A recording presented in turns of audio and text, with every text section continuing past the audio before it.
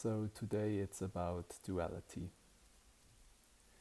Duality is something which um, lives in the world of concepts. Every concept has kind of an opposite, or the world as it normally appears to us appears as a variety of very, very different things. So, for example, there is darkness and then there's brightness. So, two different things. There is symmetry and asymmetry. There are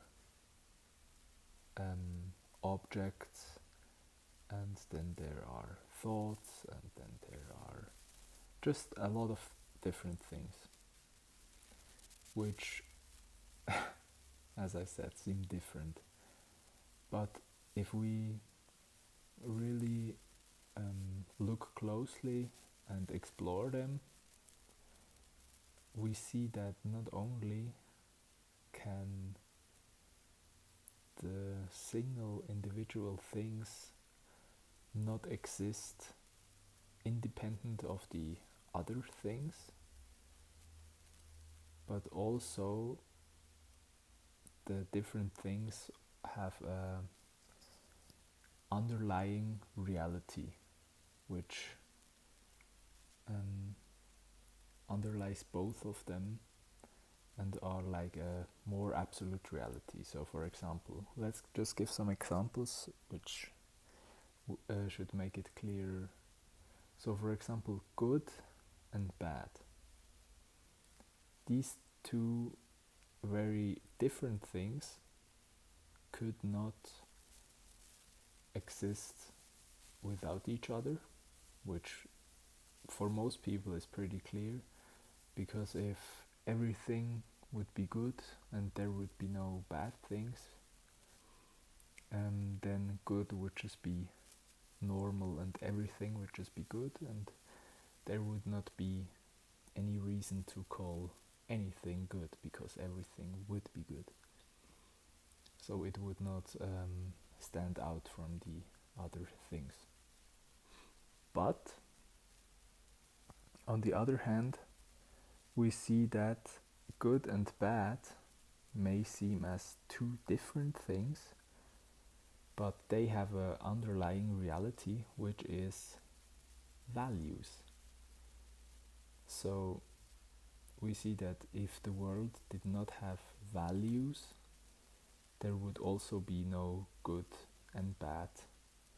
Good and bad would be erased at the same time if values would not be there. So values are the underlying reality of good and bad. And it is like that with every two things you can name. For example, let's say values and symmetry. These are obviously different things, but they also have an underlying reality, and you can try to figure it out.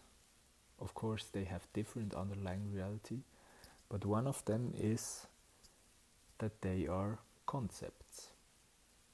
So, or ideas, or thoughts, or whatever you want to call it.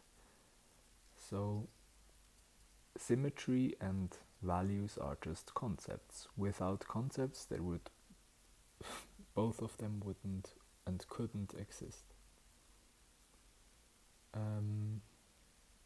Yes, let's give a third example. For example,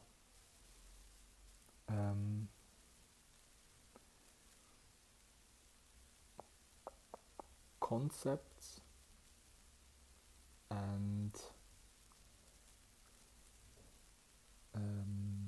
memories.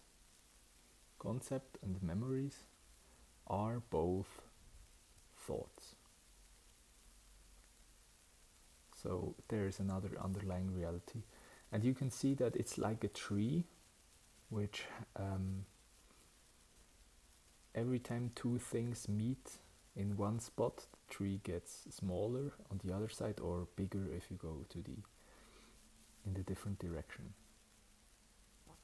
So you can already imagine that there has to be, or there could be, an infinite number of things on the one side of the tree, because every so-called thing you could split up into two smaller parts of it. But also at the high end of the tree there has to be only one thing, because the last two things would also merge into one reality.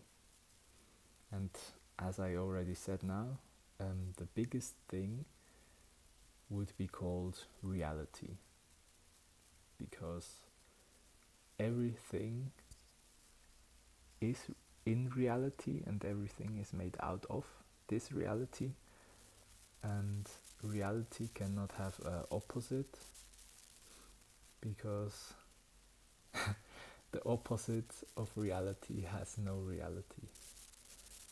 Yeah. And as soon as it has some kind of existence or form, it is reality. So reality has no opposites, and is the top of the on top of the dualities, and is in itself not a duality, and everything is part of it. So that was a short introduction into duality.